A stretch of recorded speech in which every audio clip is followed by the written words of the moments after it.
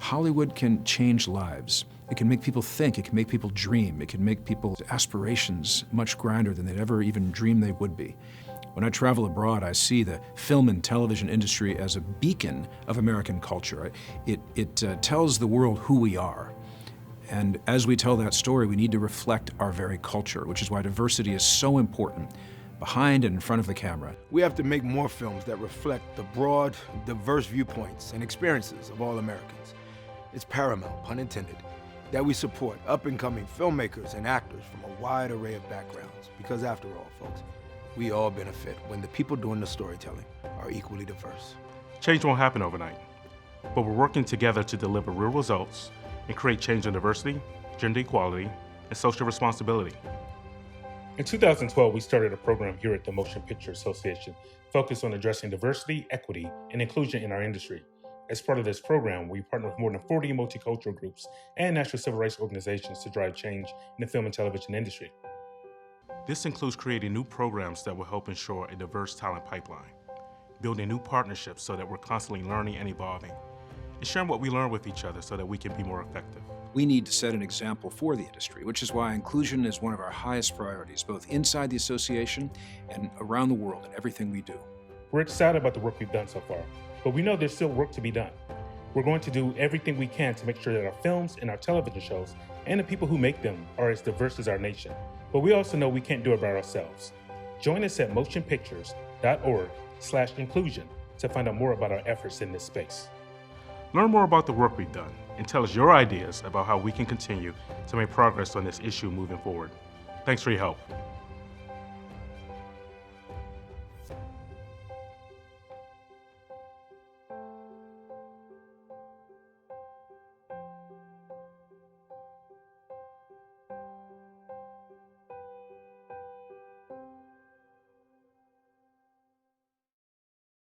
Hi, everybody. I'm Charlie Rivkin, the chairman and CEO of the Motion Picture Association, and together with our partner, the New York Latino Film Festival, I want to warmly welcome you to our event featuring two panels that are going to focus on a very timely topic: representation and inclusion in our film, television, and streaming industry. This discussion continues our series that we call Diversifying the Hollywood Creative Pipeline, which we launched in 2019 in partnership with the Congressional Multicultural Media Caucus. And today we're going to be hearing from co-chairs of the caucus, Congresswoman Yvette D. Clarke and Congressman Tony Cardenas, who are also members of the Congressional Black Caucus and Congressional Hispanic Caucus, respectively. We're also marking the kickoff of Hispanic Heritage Month and the virtual Congressional Caucus and Congressional Hispanic Caucus's annual legislative conferences this month. So you know what? We're at the intersection of many good reasons to be gathering here today. And before I continue, let me extend my greetings to Calixto Chinchilla, the founder and executive director of the New York Latino Film Festival. Calixto, who you'll be hearing from shortly, is one of the leading figures in promoting the advancement and representation of Latinos in film, television, and streaming, and we're proud to partner with him on this event. As the global advocate for the film, television, and streaming industry, the Motion Picture Association stands for many things, from protecting freedom of speech to the rightful ownership of creativity. We also stand for supporting the rich diversity of our many voices. But while we've made gains in our industry to support these diverse voices, we know there's so much further to go.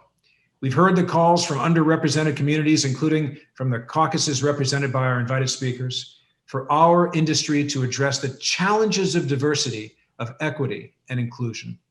And we recognize that if we're going to see real progress, we have to be brutally honest with ourselves, not only as an industry, but as a nation.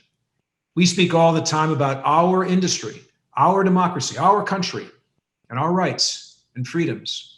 But all too often, we speed right past the most important word in all those expressions, and that word is our. The fact remains, we have to work together to widen the meaning and the scope and the full embrace of that word so that we may one day use it correctly and accurately. If we're truly going to reflect the full spectrum of our common humanity, that word has to encompass everyone in this industry, in this nation, and around the globe. And while our conversations today can't pretend to solve the systemic challenge in one day, we know that every conversation, every partnership, every collective step we take together and in good faith with one another is going to help us move towards the outcomes that we all want. Well, my friend and colleague and the MPA's Vice President for External Affairs and Multicultural Affairs, John Gibson, is going to be moderating today's discussion with dedicated inclusion and content programming executives from our member companies.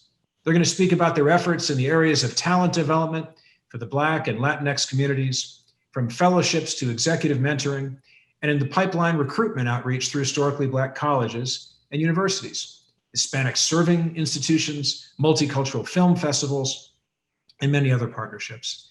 The executives today include Sachel Dial, executive producer of Viacom Digital Services and Comedy Central, Karen Horn, senior vice president, enterprise inclusion from WarnerMedia, Carolina Garcia, director of original series for Netflix, Fabian Castro, senior vice president, multicultural marketing from Universal Pictures, NBCUniversal, Brittany Little, the VP drama development from Universal Television and NBCUniversal, and Paul Martin, chief diversity officer for Sony Pictures Entertainment. And finally, Ricardo Martinez, executive director, current programming, ABC Television, which of course is part of Walt Disney. Now, we all know that the industry has to do a better job with representation in front of the camera, behind the camera, and bringing them into all levels of the industry. And both Representative Cardenas and Representative Clark have long recognized the best way to move forward, the best way to make real progress is in a spirit of trust, teamwork, good faith, and constant communication. And we appreciate the way they work with us, pointing out areas of concern and finding ways to collaborate. That is what leadership and shared commitment looks like.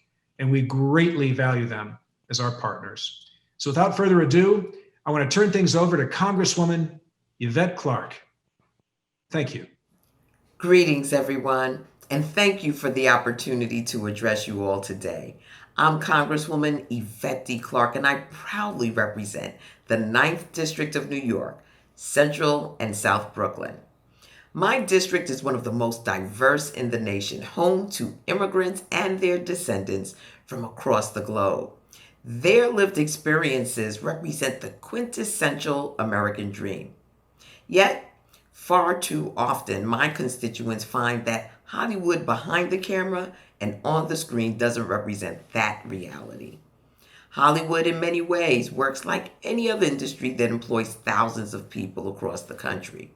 While you have a number of breakout stars that quickly rise to the top, many others labor to work their way up from the ground floor, and that's assuming they even get through the door.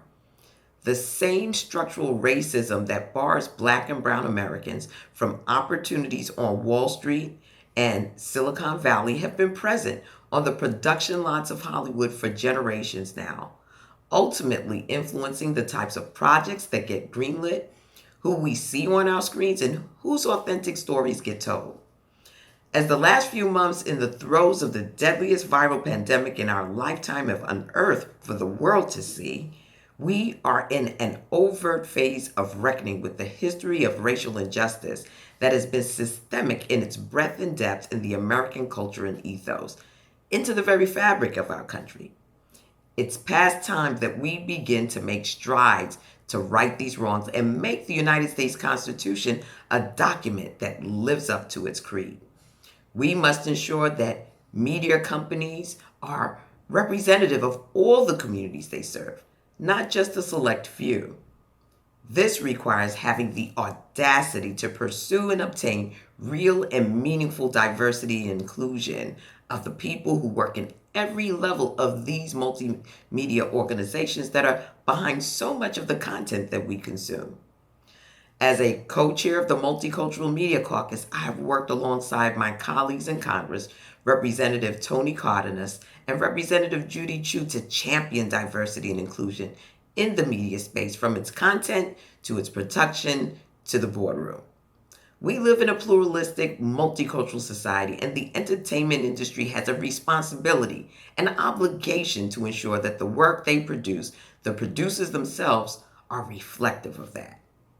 I'm encouraged by the work currently being done in Hollywood to diversify these spaces and reimagine and create an entertainment industry where all children will grow up to view media through lenses that show them a broad range of identities, racial and religious backgrounds, media that tells their stories through their authentic voices and lived experiences.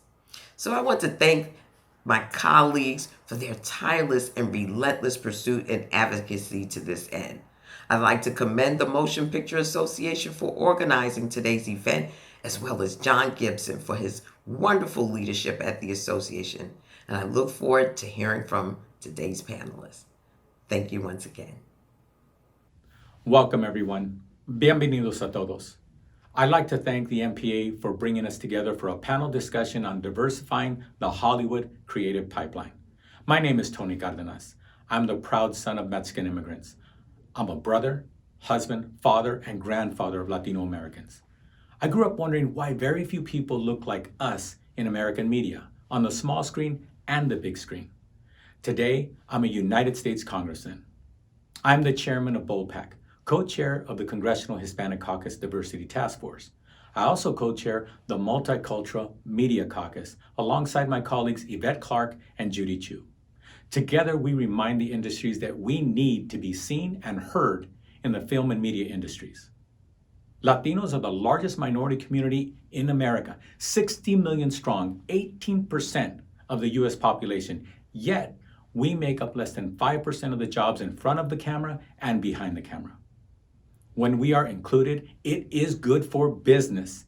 Just look at the successful films Coco, Black Panther, and Crazy Rich Asians. We have awesome, talented Latinos and Latinas in this country.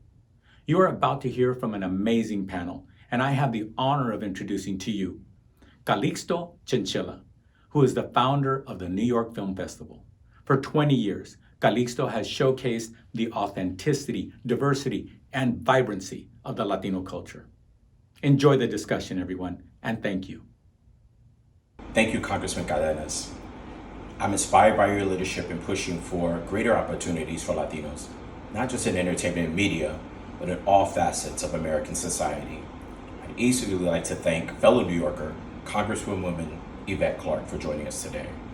The work that she does alongside Congressman Cardenas with the Multicultural Media Caucus will ensure that organizations like the New York Latino Film Festival are playing an integral part in this industry's push for greater inclusion and representation.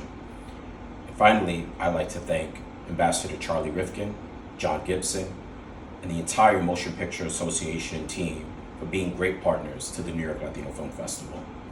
Because of them, we've been able to access opportunities that had previously been just simply unavailable. We're so excited to co-host this vitally important two-panel conversation on talent development and pipeline opportunities for Black and Latino communities. The New York Latino Film Festival serves as a nexus for both groups, and we're thrilled to have these network and studio executives speak on our forum for this year. And now, it gives me a great pleasure to introduce not only a good friend, but a New York Latino Film Festival board member and the Motion Picture Association Vice President for External and Multicultural Affairs, John Gibson. Take it away, John.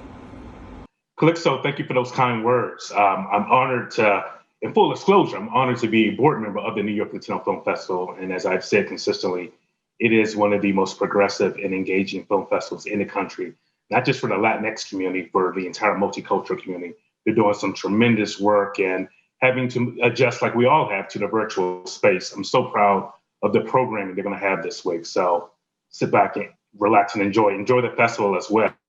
And now, as we begin the first phase of our two-part panel series on our Diversifying the Hollywood Creative Pipeline, I have some all-stars here. And so Ambassador Rivkin referenced them earlier, but I'm going to mention them again, and then we're going to jump into these exciting questions and conversation. So joining me is Sushil Deo, executive producer from Viacom's Digital Studios and Comedy Central. We have Carolina Garcia, director, original series Netflix. Then we have Ricardo Martinez, executive director, current programming, ABC Television, as you know, which is a part of the Walt Disney family, which is one of our great member companies. So to my panel, Sushil, Ricardo, Carolina, welcome. How are you all doing? Doing well, thank you. Doing very well. Thank you for having me. Well, you all look amazing, healthy, and more importantly, safe during these interesting times. So again, thank you all for joining us. Thank you for collaborating with us. And thank you all for being part of the MPA family. So I'm gonna jump into these questions because I know you all have a lot to impart and I know the audience is ready to hear it. So we know that Black and Latinx audiences over-index in TV streaming viewership, as well as the theater-going experience, which I think is so very important. Latinx leads all of the groups on the ladder. Can you speak to why it's more important than ever that the industry reflect accurate, contemporary, and well-rounded on-screen portrayals of these communities? And can you share what your organization is doing to make this a reality? Carolina, I'm gonna start with you. That's a great question. I think this is a question that's really personal to me. I'm an immigrant. My family's from Argentina. And growing up, the only portrayal of Latino folks that I saw were, if you were Latino, you were either, a gardener, a maid, or if you had any sort of money, you were a drug lord. And so there was very little representation in terms of just like normal, everyday, dare I say, aspiration to normalcy in Latino content. And so for me, it is one of my missions to really represent like every type of Latino human there is, because it's really unfair for anyone to just see those like 3 or 4 pillars of Latino people represented, and not that any of those are bad, but when those are the only things you see, that also creates some to the community, that's all there is. So it's something that's personal to me. And then on the Netflix side, we think about it through kind of 3 lenses. So first is the people that we hire and the employees that we hire. And who are those folks? We have to be sure that we are well represented across all lived experiences for people making the decisions of what content is out there. So that's number 1. Number 2 is, who's behind the camera? Who's telling the story? I think historically, the entertainment business has had a pattern of hiring the same, folks to tell many different stories. And I think we are being really honest about what those patterns of behavior have been and doing better immediately. So we're talking about it and we're doing something about it, because only talking about it can lead us nowhere. And then third, it's who's in front of the camera. So who do we see, especially in positions of power? So for me, it's really important that we have everyone in a position of power, and not just, the best friend that's Black. It's always like a marginalized character. So making sure that we have Black folks, Latino folks in positions of power. One of the shows that I'm really excited about that we recently launched is Julie and the Phantoms, which is a musical from Kenny Ortega.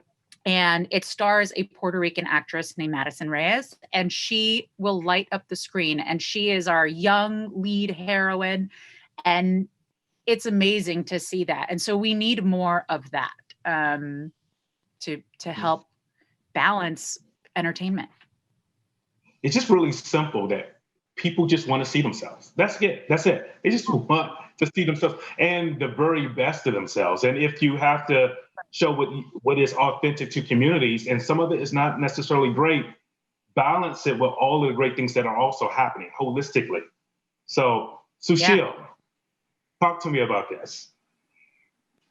Yeah, I mean, I think that for me, the most resonant point that Carolina that you made too is just the hiring, right? It's the makeup of the teams behind the scenes that really trickle out to what then you're seeing in front of the camera too. It's like the people that making decisions, and just, personally speaking for me, I'm first generation immigrant to immigrants from India, and I think that it's very important to me for the teams that I hire. They look like the world that I live in, And so like, I think that once those teams are established and the people that you're working with and the people that are sort of in a position of creative control and creative direction, then I think the products and the content that we get to see tend to represent that better.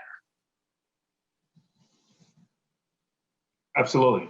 And it's even reflected if you look at the diversity of the panel. When we started working with our studios, we didn't put out any requirements. We just wanted to know who are doing the work. And again, it's always great to showcase it because I think, while the industry has gotten better and we realize we have a long way to go, it is great for the audience to see that there are people that look like them in positions, decision-making positions within both the studios, the networks, the streamers. So Ricardo, let me toss it over to you because I know you have a big plate on your shoulders. What does this mean to you, that first question? I mean, I think I would echo a lot of what Carolina and Sushil had mentioned, which is we want to make sure our stories are authentic. I mean, it all comes down to authenticity and making sure the audience sees themselves in the stories they consume. That has not only ramifications of inspiring underrepresented groups, but also creative. The creative is better. All of us strive for the most authentic stories. All of us strive for shows and pieces of art or creative that reach the widest audience possible globally. And there's such a missed opportunity in so much of traditional television over the course of the last 70 some odd years of this industry, but going into the film industry and beyond, that misses so much of who our audience is. And so many of us in the industry, I know I can speak for a lot of my colleagues at the Walt Disney Company, but I'm sure at CBS and Netflix, they've been doing this work for a long time. We've been trying to make sure that our stories feel authentic, but nobody will say that we've got it. We're the benchmark for achieving it. There's more work to do. And I think that is what so many of us lean into wherever we have found ourselves in our career. I'll just speak for myself. I take this as an opportunity and a responsibility to make sure that just my own personal journey, that I'm voicing that in the room. All of us, what we do, we basically do the same job. We all try to give our point of view on story and make sure that the showrunners or the writers are executing their vision. But when there's an opportunity to infuse different points of view that represent the broad spectrum of whether you're Latino or Black or Asian or a member of the LGBTQ community or wherever you sit, there's an opportunity to make sure that there is more point of view in the room and that that's infused into the pipeline of creative so that we're executing stories that everyone that watches it and people who are out there, as Carolina said, that they're not just seeing archetypes, that they're not just seeing stereotypes of their own race. They're seeing something that is aspirational and true to who they are. And so it's something I take very seriously. I'm very passionate about it, but I've been heartened to see how much of a groundswell there has been historically in the industry, and never more so than the last 6 months. It has been a unique time in our industry's history. Absolutely. And just even in this age of COVID, we're seeing every day who are heroes. So we're seeing these human stories that showcase the very best of all our communities. Just last week on the local news here in DC, there was a story of a 16-year-old Asian American student, pilot, who was flying to rural areas to drop off medicine to hospitals. His instructor is African American. Now, if that is not a story just waiting to be showcased, because he's 16, he's amazing, but you don't necessarily identify, at least for me as a Black males being instructors or pilots. Now, we know they're out there, but we just don't always see it. But now we see these everyday stories, and these are the stories that people just want to see because, again, two males, one's a mentor, one's a mentee, doing incredible work. Like, so if any one of you decides to run with this, just, you can find the Washington Post, just give me credit. But Sushil, let me ask you this question. We hear a lot about the need to get uncomfortable as a way to bring about change. What does that mean to you in your work? Yeah, I mean, I think that's the biggest key here, right? A lot of, to what, my co-panelists here have been mentioning is like, Hollywood is a long-standing industry with a lot of long-standing practices. And that means that you have a lot of people filling roles that have been doing those roles for a long time, and because of that, our Rolodexes tend to be, a little contained. And, we tend to rely on the individuals that we want to bring on, our directors, our producers, our director of photography, everyone behind the camera. It's really, we want to make sure that we're making things on a timeline. We want to make sure that we're delivering the best product. And in order to do that, we go to the people that have delivered for us again and again. So I think that really like the things that we're striving for and the change that we're trying to make right now and the representation that we're trying to achieve and the more POVs we're trying to bring, we have to get uncomfortable and we have to make ourselves uncomfortable and like not go to those same sort of like repeat, that Rolodex again and start to expand that Rolodex and start to, for lack of a better phrase, take chances on people or to start to like work with individuals outside of the circle that we're used to. And like, sure, maybe that'll make, our personal jobs just a little bit more challenging because we'll have to bring somebody in and start to introduce them into like a new infrastructure, a new culture. But the rewards of that, obviously outweigh that uncomfortability that comes with it. No, I appreciate the answer because there are so many folks who are looking just for that one shot.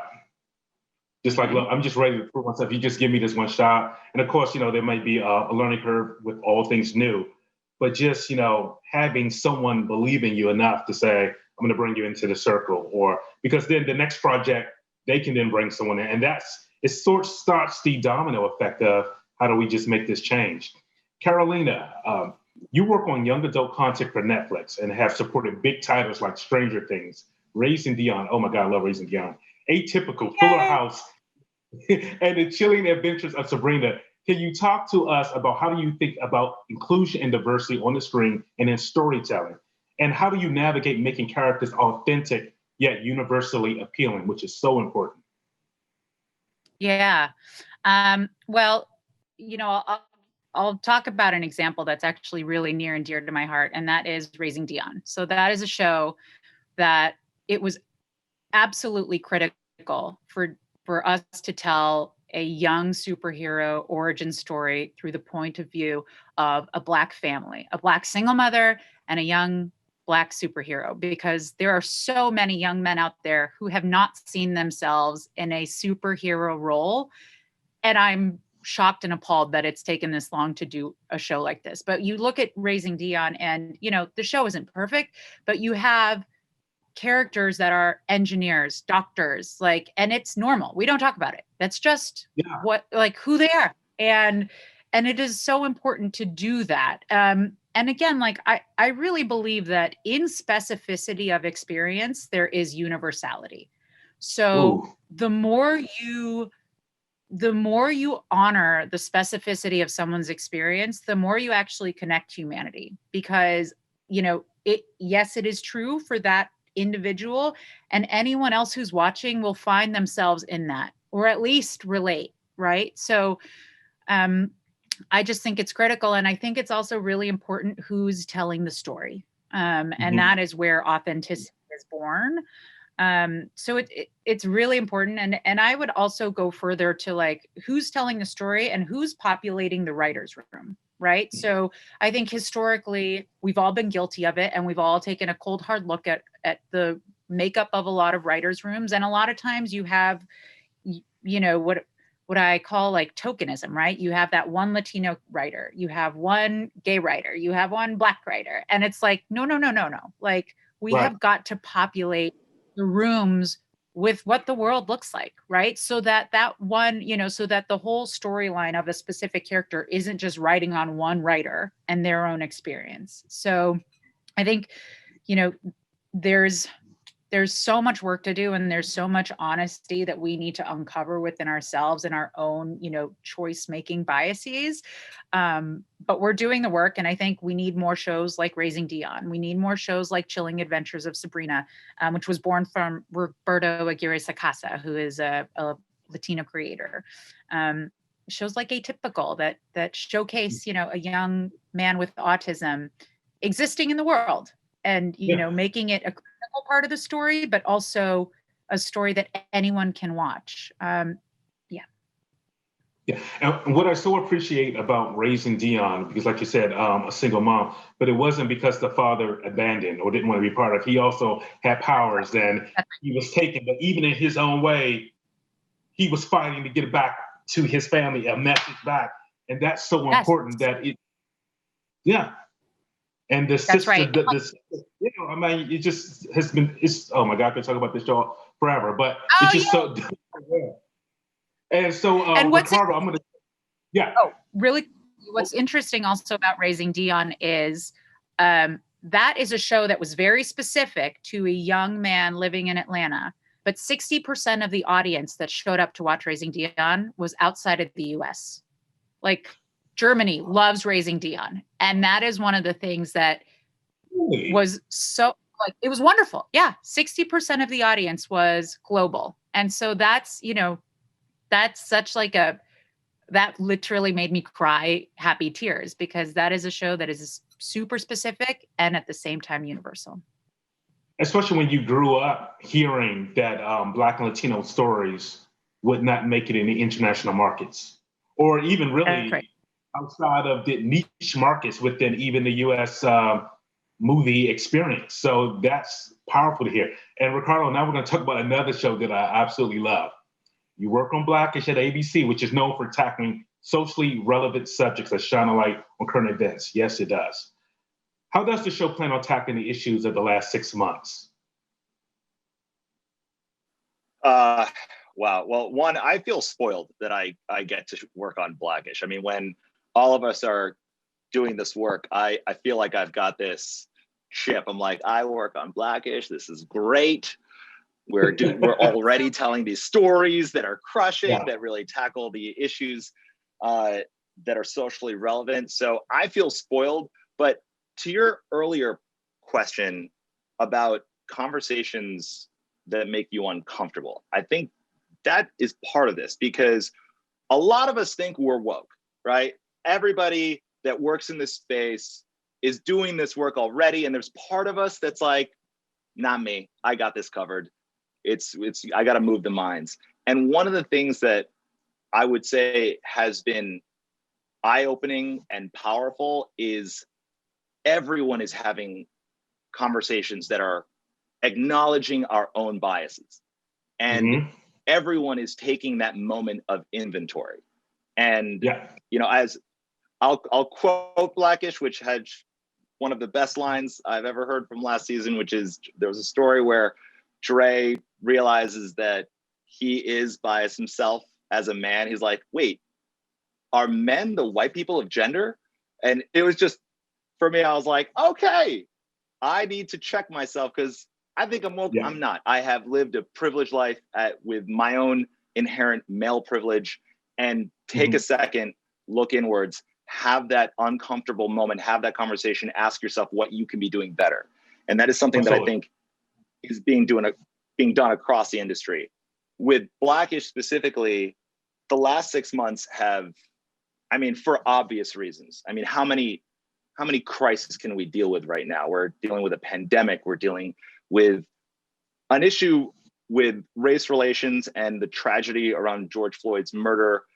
And I remember after the video of the killing came out, and I called Peter Saji, who's the showrunner of and the creator of Mixedish, and we have a friendship. And we had a conversation. I said, this feels new, but it feels like more of the same.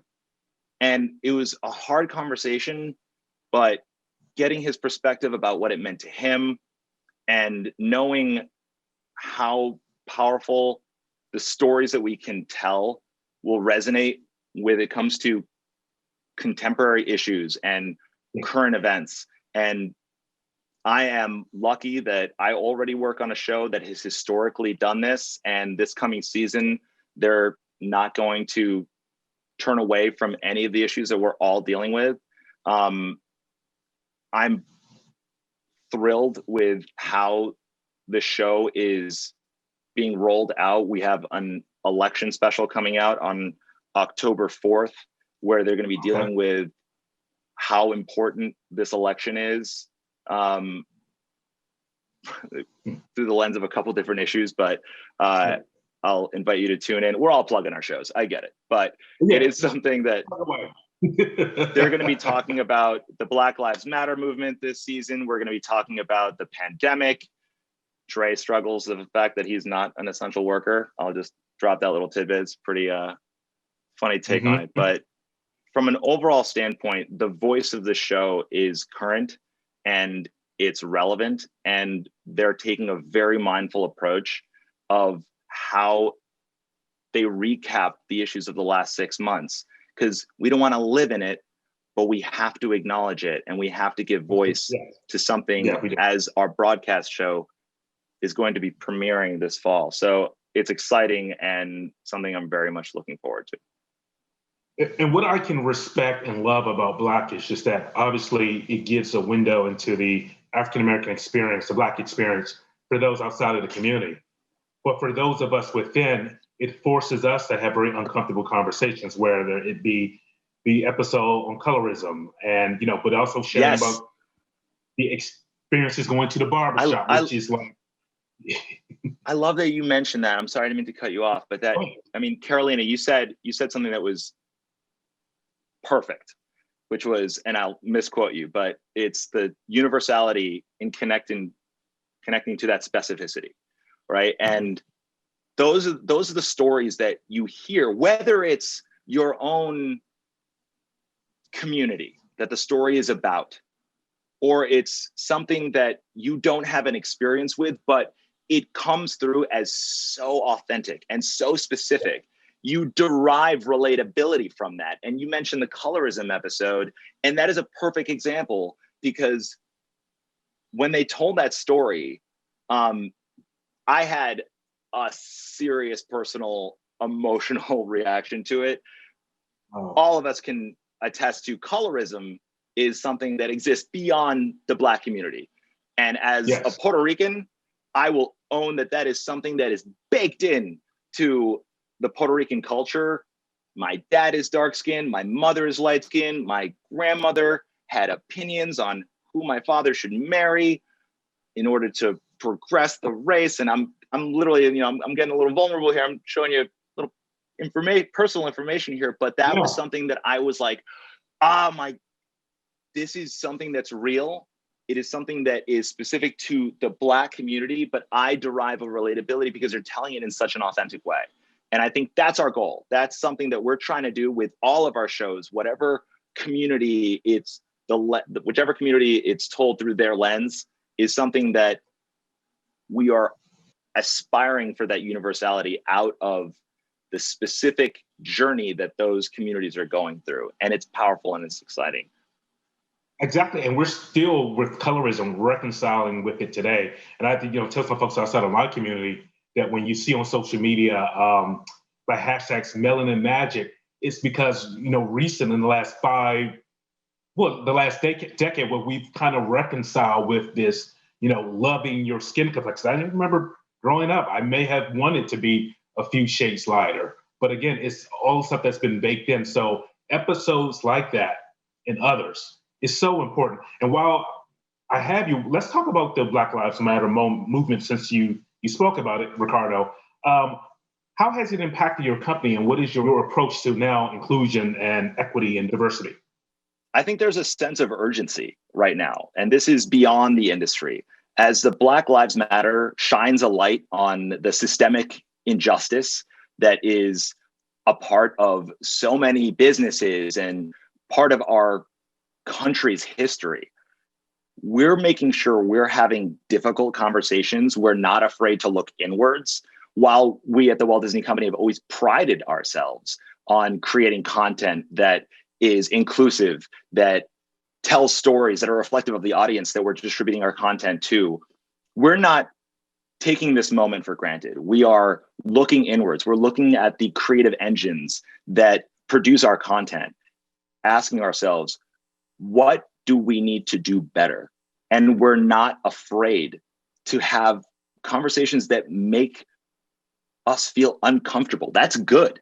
That is something that can only benefit to make sure that we're moving the needle on diversity and inclusion and telling stories that are representative of the audience, and to make sure that we're giving a voice to the underrepresented groups that have so often found themselves without a voice. Yeah, I would also just say, like, I think, before the events of this summer, I think a lot of companies were like, yeah, we're doing all right. We're doing all right. And then reality really hits you. And you have to look at yourself as an organization and say, like, what am I doing to help communities actually thrive? Yeah.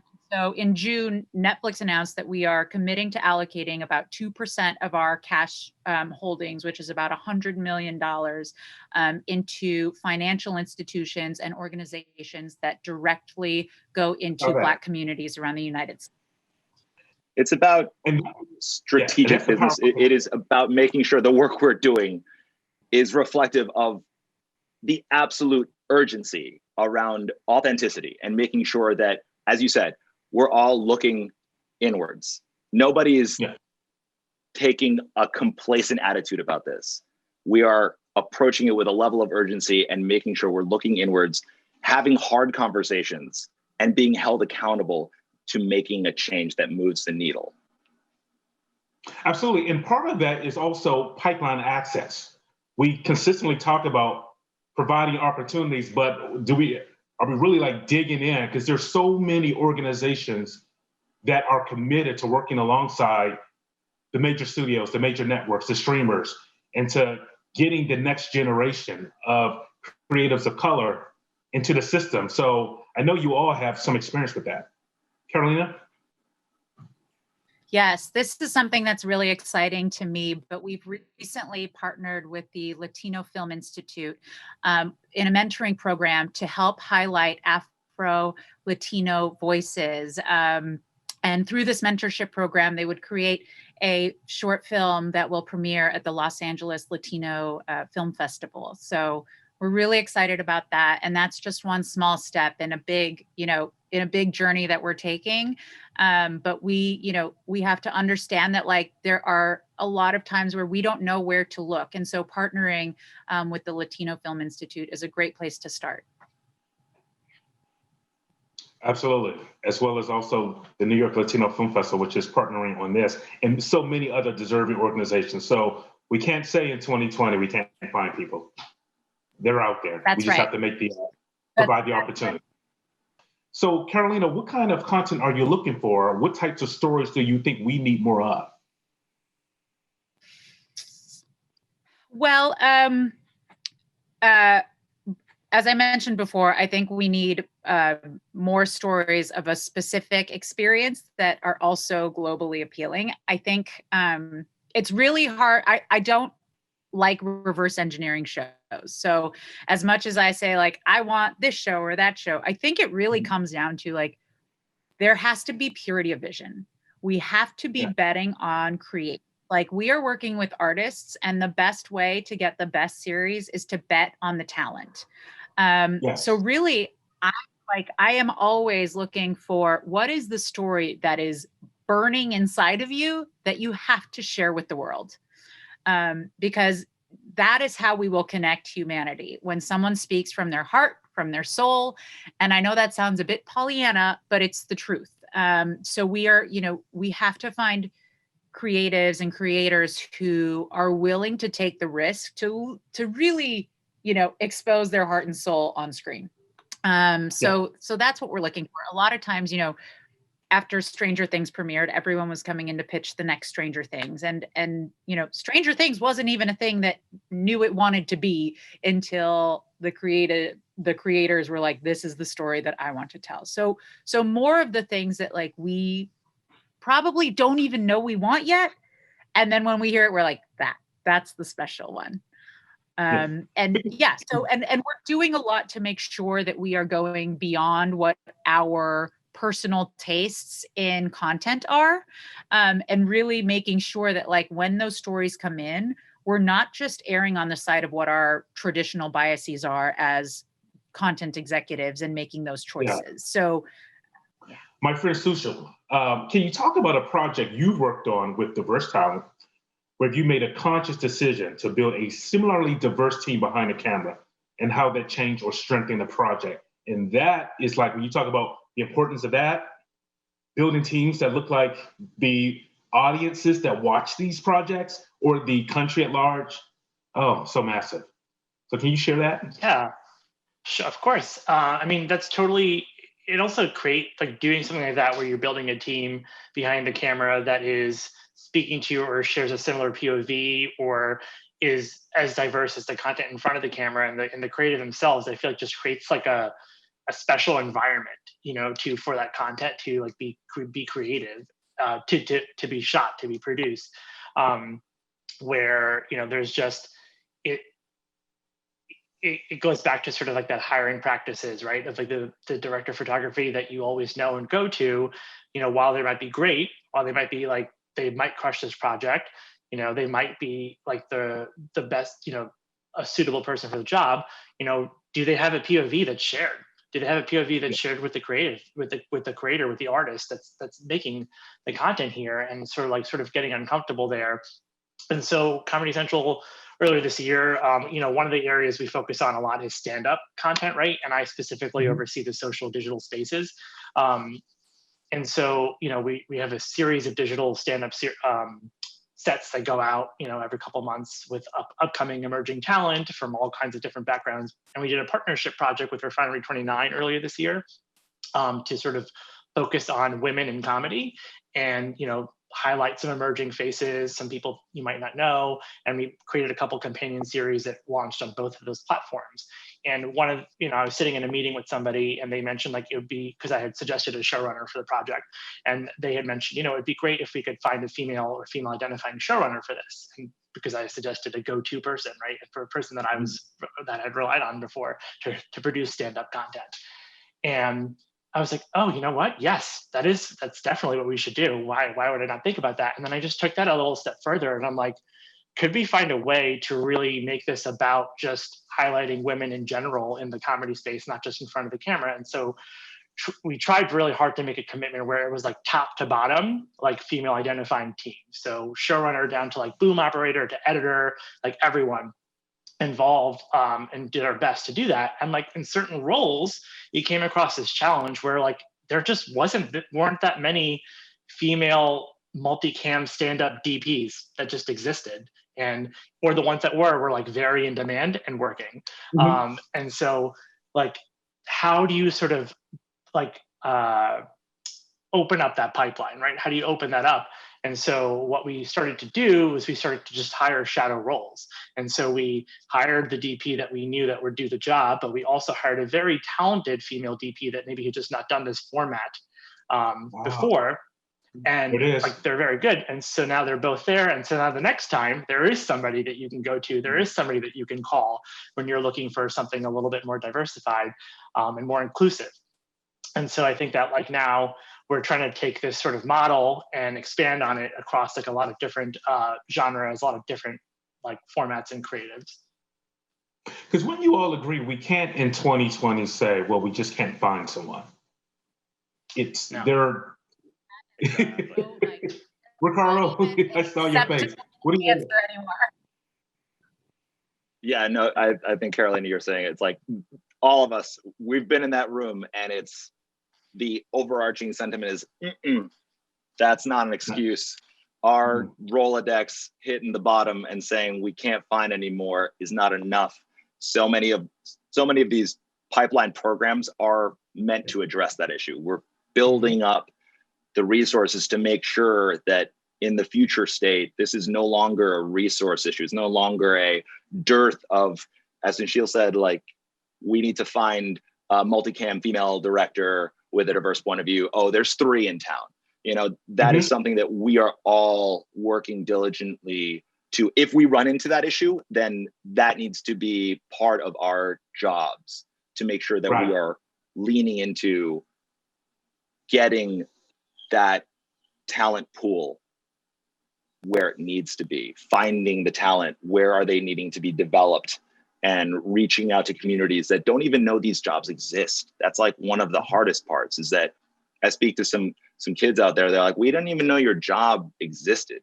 And that's what we're trying to address. Make sure we give the end game a better track and a more efficient track so that we're building up our talent pools. And that's why it's so important. Go ahead, Carolina, go ahead. Oh, no. I was just going to say, like, I'd also add that it's doing that, and also removing the training wheels. Like, I think a lot of times there's hesitation of, you know, putting in a new voice or a new person, and not someone who's been in the job for 20 years. And then there's this like, we're nervous, but it's like, no, they are capable, they are talented, and they're going to do it. And we're going to give them the support they need. And they're going to do it. And so a lot of times it's like, rethinking how we give opportunities to folks so that they are in the game and they don't stay in the land of training wheels and, you know, things like that. Like, put them in, they're ready. And yeah, because the level of risk aversion that traditionally so much of what we do, we're handing millions of dollars to an episodic director. That traditionally creates this risk averse environment. And we're working to break that mold. Wow.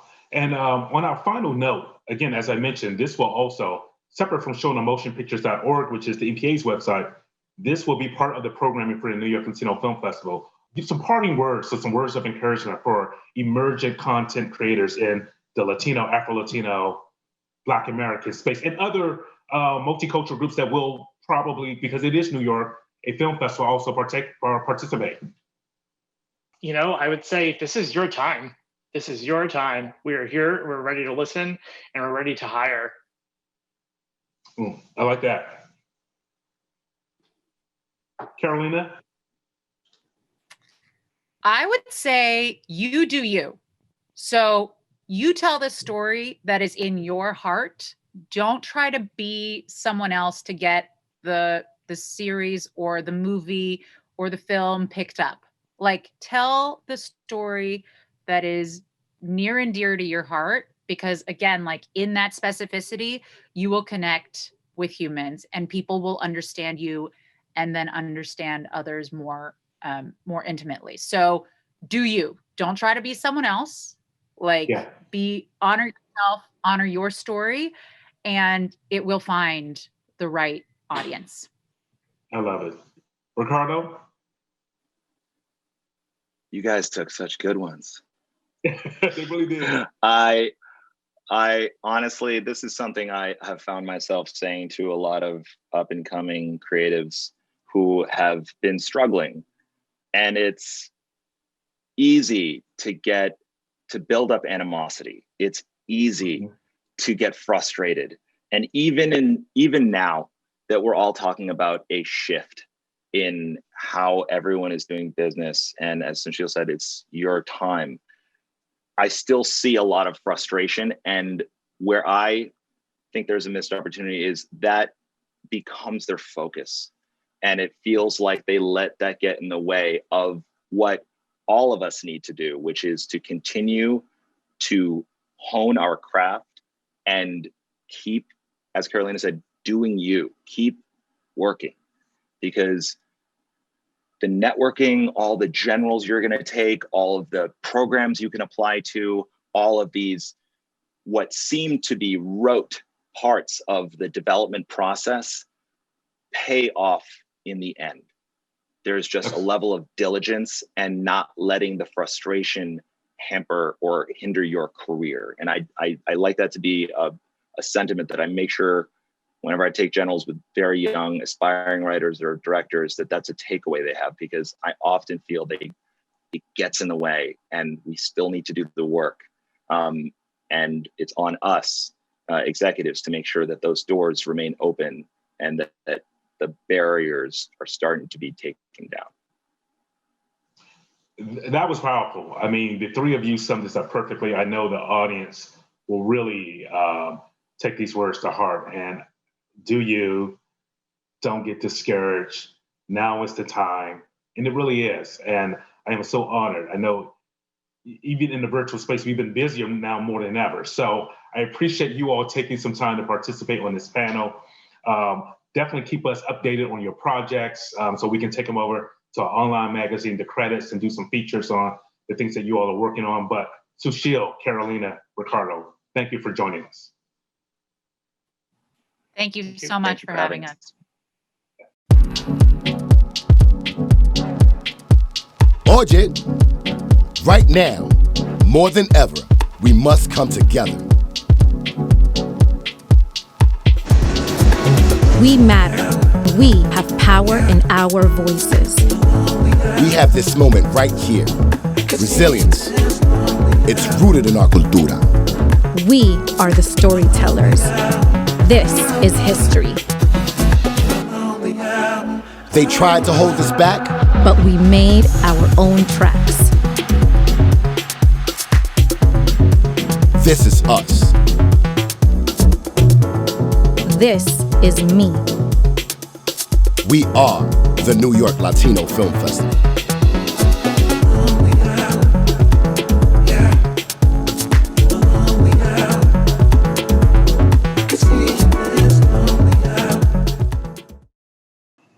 Now we are getting ready for the second part of our two-panel series. I know you all enjoyed the first one, but it's my privilege and honor to introduce you to a rock star set of executives, starting with Karen Horn, Senior Vice President, Enterprise Inclusion, WarnerMedia. Fabian Castro, Senior Vice President, Multicultural Marketing, Universal Pictures, NBCUniversal. Brittany A. Little, Vice President, Drama Development, Universal Television, NBCUniversal. Paul Martin, Senior Vice President and Chief Diversity Officer, Sony Pictures Entertainment. Hello, panel. Hello. Hello. And today is my first time meeting the highly regarded and so well-spoken of Miss Brittany A. Little. I do know Karen, Fabian, and Paul oh so well. They are, in many instances, I know they might not like this title, but I view them as my mentors in all of this because when I started this programming back in 2012, all of them highly accomplished in their fields were there. They've been involved in all of our programming for the past 8 years. So to have them all on a panel together, it's just like Christmas. So Christmas in September. So again, thank you all. And I want to start off with this question. We know that Black and Latinx audience